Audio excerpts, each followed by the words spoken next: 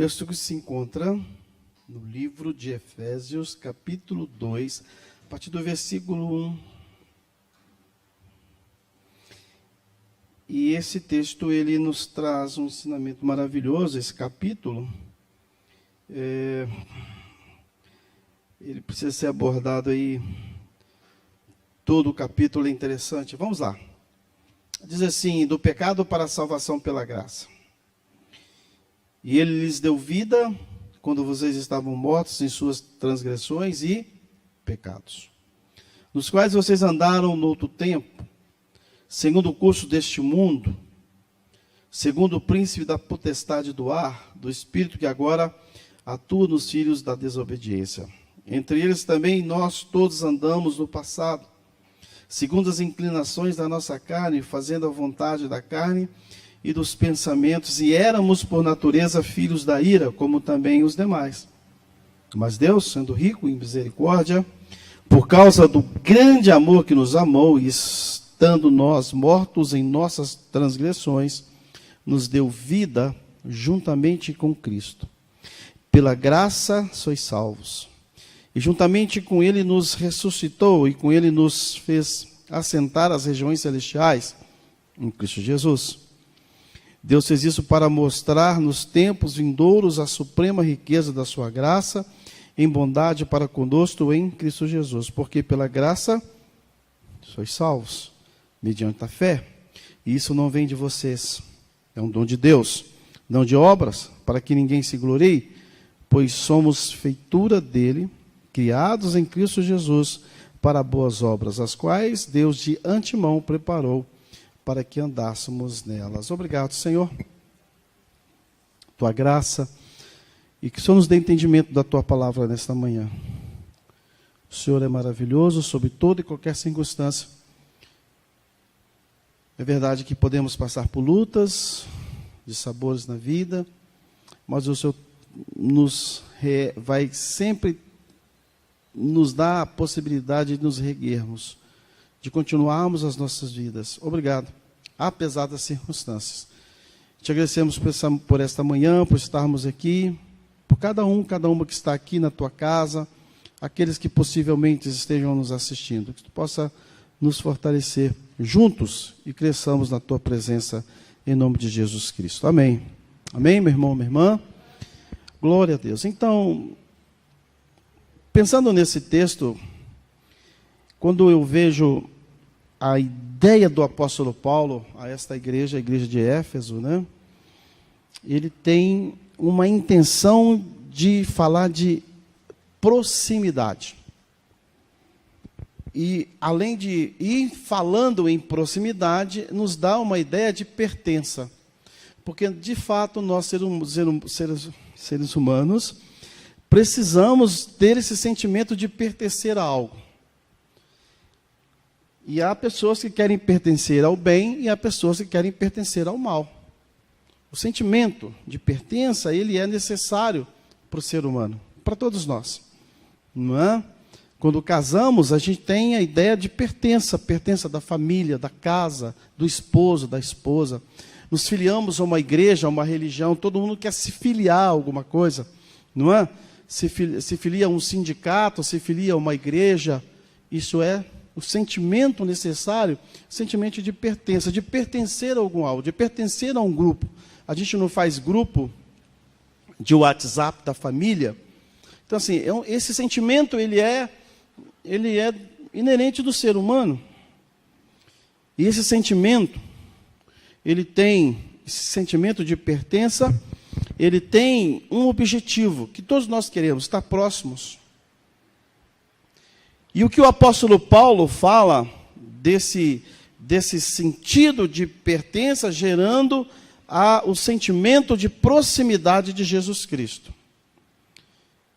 E ele vai usar aqui um simbolismo muito interessante, que é o sangue do próprio Jesus. Então, pensando nesse sentido, o que veio ao meu coração, o tema para nós nessa manhã, ser aproximados e aproximadas pelo sangue de Cristo. Porque nós nos tornamos próximos como irmãos e irmãs pelo sangue de Jesus, que Ele nos lava, nos redime, nos faz ser novas criaturas. Então o apóstolo Paulo, ele usa várias coisas aqui, e eu acho que isso é importante, que a gente perceba que ele vai falar do passado, do presente e do futuro. Né? Ele diz assim, olha, e ele lhes deu vida. Está no passado, o verbo está no passado. A orientação do tempo verbal está no passado. Ele diz assim, olha, ele lhes deu vida quando vocês estavam mortos em suas transgressões. É um tempo passado. Eu sempre digo que, e é interessante, é isso que esse é o tema, talvez um dos temas fundamentais também do texto, da reflexão do apóstolo Paulo, da proposição da reflexão do apóstolo Paulo para nós, dizer, olha, no passado vocês eram assim. Eu sempre digo que não dá para fazer coisa nova pensando e agindo da mesma forma que nós fazíamos. Então não é mudança. Mudança é quando nós, é interessante isso, quando o próprio apóstolo Paulo se converte, quando Jesus se encontra com ele a caminho de Damasco, ele tinha uma intenção, e a intenção dele era aprisionar cristãos e cristãs para levá-los e levá-las à arena, para que eles fossem mortos. Ele se encontra com Cristo, ele tem uma mudança radical na vida. Ou não? Se não, vejamos. Ele mudou a sua perspectiva de vida. Até o nome dele foi mudado. Então isso é muito importante, a gente prestar atenção nessas nuances bíblicas. Tudo na vida dele é mudado. Inclusive o casamento, a vida profissional e, fundamentalmente, a vida do ser humano é mudada, a sua perspectiva é mudada. É uma mudança radical, uma mudança financeira, estrutural, uma mudança familiar. Há uma mudança quando, de fato, a pessoa se encontra com Cristo, nova criatura é. Então, o apóstolo Paulo, ele não poderia andar com Cristo Jesus se ele continuasse fazendo as coisas que ele fazia quando ele era Saulo. A gente precisa perceber. Se o Djalma continuar fazendo as coisas que ele fazia antes de conhecer Jesus Cristo, não há mudança, não é conversão. Não há arrependimento, foi remorso. Se eu continuar sendo a mesma pessoa, depois que eu me encontrar de fato com Jesus Cristo, o mesmo pensamento, o mesmo posicionamento, e nada mudar na minha vida, a palavra de Deus diz, pelos frutos os conhecereis. Não há mudança. Eu só transferi, né? Meu pastor dizia assim, tem muita gente que transfere. Brigava na rua, agora briga na igreja. Só transferiu o lugar da briga. Só transferiu o lugar de realizar o pecado, vamos dizer assim, a transgressão. Não houve mudança. Isso é muito importante para a gente perceber isso, que há essa necessidade de um novo caminho. E é interessante que esse novo caminho nos leva, então, a essa reflexão da manhã. E Paulo diz assim, pela graça sois salvos. Versículo, capítulo 2, 1:10, ele vai falar sobre, pela graça sois salvos. Né? O castigo pelo pecado tem sido sempre a morte. Não é isso que Gênesis fala sobre isso? Romanos 6:23 vai falar sobre isso. Que o castigo, o salário, não é? E ele diz, aqueles que pecam andam segundo o curso deste mundo, segundo o príncipe da potestade da fé, não, potestade do ar. Não é o que está dizendo aí? Olha o que ele diz aí. Ele vem falando, do posicionamento passado, nos quais vocês andaram no outro tempo, segundo o curso desse mundo, segundo o príncipe da potestade do ar, do espírito que agora atua nos filhos da desobediência. Interessante isso. Então, nessa perspectiva, e esse ano que nós estamos iniciando uma nova caminhada, o texto está dizendo que aqueles e aquelas, e que andam em um outro caminho, que não é o caminho de Cristo, e que de fato não mudaram as suas vidas, precisam perceber que o caminho do mundo é o caminho de Satanás. É interessante a gente pensar no contexto lá dessa igreja, de a gente saber quem era essa igreja, quem eram esses irmãos, essas irmãs daquela igreja, daquela cidade. E segundo o apóstolo Paulo, no que ele está nos dizendo, na leitura aqui dessa reflexão, no arrazoado que ele faz com a igreja, ele está dizendo que o caminho do mundo é o caminho de Satanás. E é o caminho que conduz o ser humano à morte e ao pecado. E nessa perspectiva, ele vai dizer que desde a primeira vez que pecamos, nós somos separados de Deus. Será que somos separados? A gente não canta que nada nos separará do amor de Cristo? É outro tema para a gente discutir depois, né? A gente trazer essa reflexão. Mas eu acho que também na sua perspectiva, quando ele coloca o tempo verbal no presente, ele vai dizer que pela graça, né? Que Deus cheio de graça e de misericórdia, ele veio de Jesus Cristo, disse, pela graça sois salvos. A graça de Deus nos redime, a graça de Deus nos restaura. E eu tenho absoluta certeza, meu irmão, minha irmã, que esse é um tempo especial para nós experimentarmos e vivermos a graça de Deus na nossa vida. Ele está acentuando que no passado, né, havia um posicionamento, mas ele também está dizendo que pela graça de Deus, aqueles que estão em Cristo foram ressuscitados dos seus pecados, junto com o próprio Jesus Cristo. Ele vai dizer que são co-herdeiros, né? Co-herdeiros. Nós temos participação na salvação, somos co-herdeiros quando nós aceitamos Jesus como nosso Senhor e Salvador. Que seja um tempo, esse ano de 2001, que, né? Ele vai dizer, acentuar, olha lá, versículo 2:8, porque pela graça sois salvos mediante a fé em Jesus Cristo. A fé no amor, na provisão, na necessidade de um novo posicionamento na nossa vida, diante de tantas necessidades que estamos vivendo. Esse é o primeiro ponto que eu queria conversar, razoar, né, com vocês nesta manhã.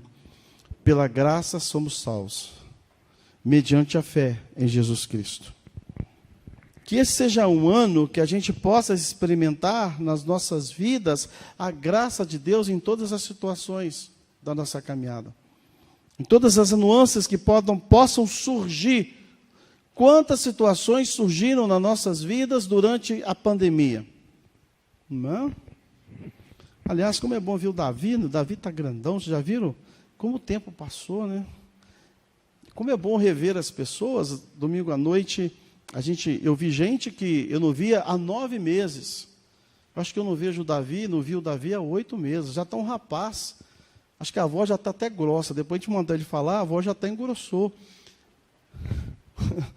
A gente vive pela graça. Né, Davi? A gente vive pela graça. E a graça pela fé. E pela fé em Jesus Cristo. Então, o primeiro tópico que me chama a atenção, entre outros tantos aqui, é que de fato pela graça sois salvos mediante a fé e a fé em Jesus Cristo.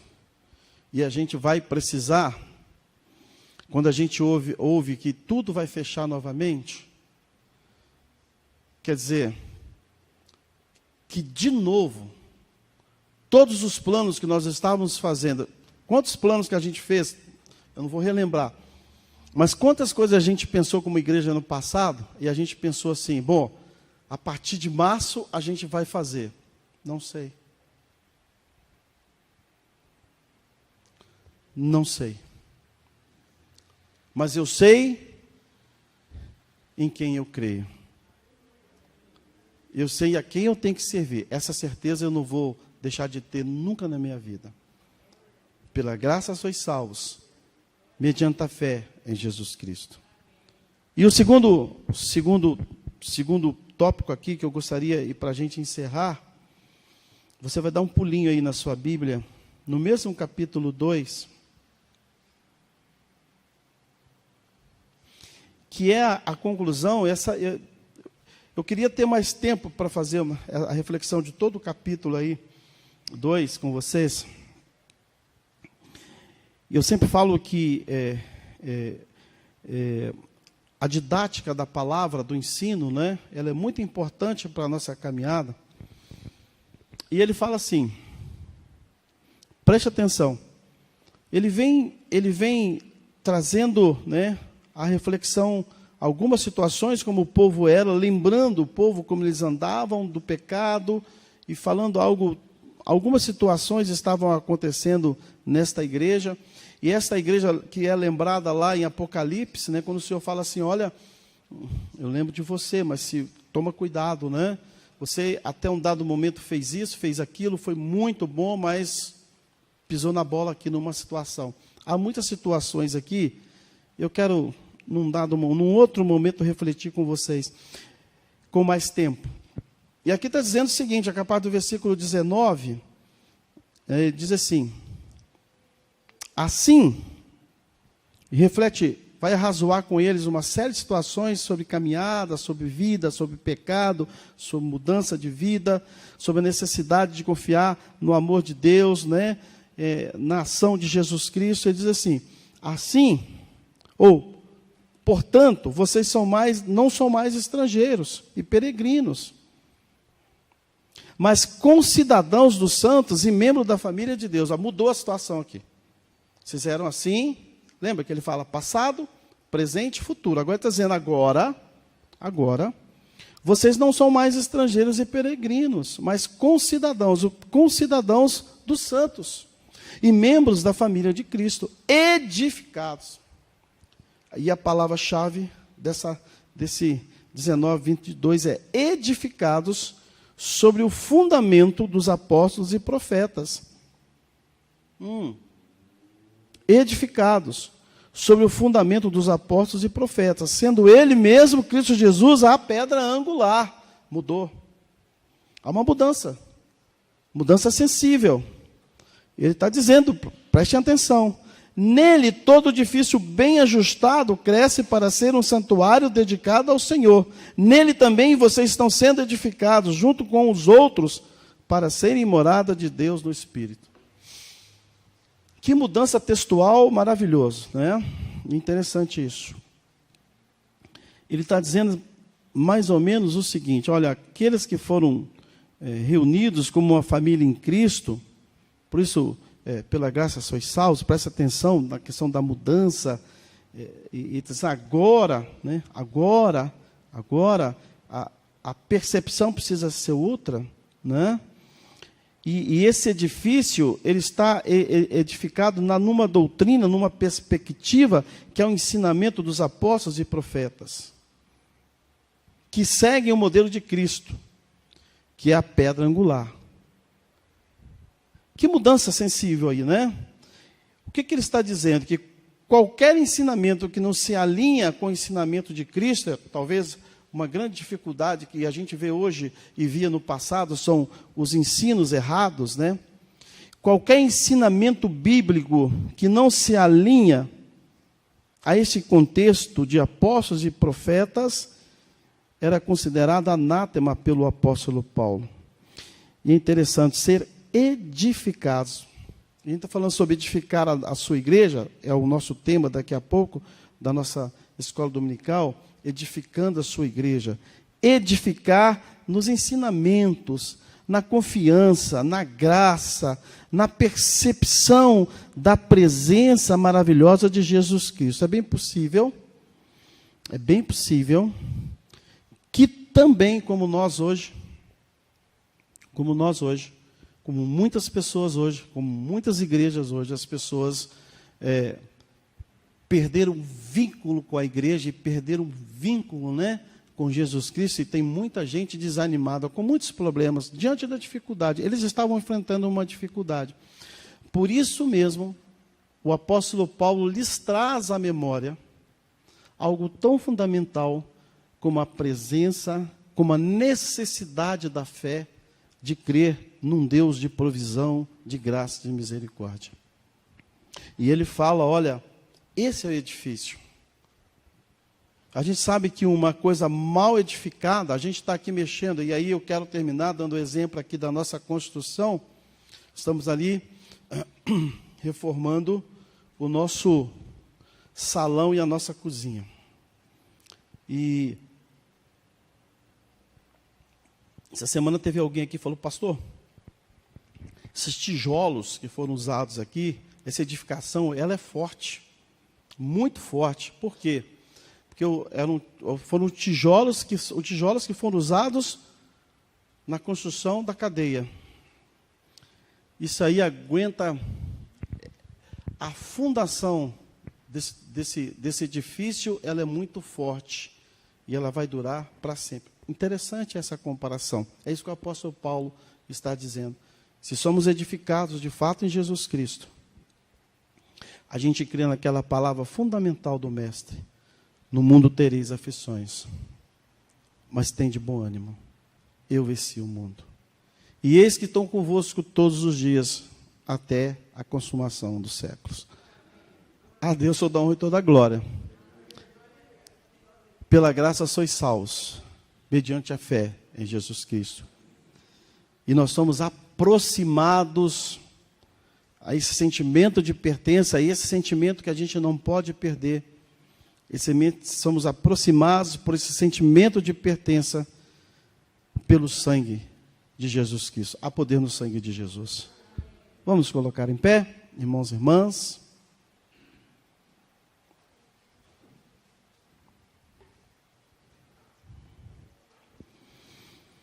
Obrigado, Senhor. Obrigado. Podemos entender um pouco da Tua palavra nesta manhã. O significado da Tua palavra para a nossa vida. E realmente, Senhor, diante dos nossos novos desafios que se aparecem, talvez das nossas incertezas, o Senhor nos dá a certeza da Tua presença.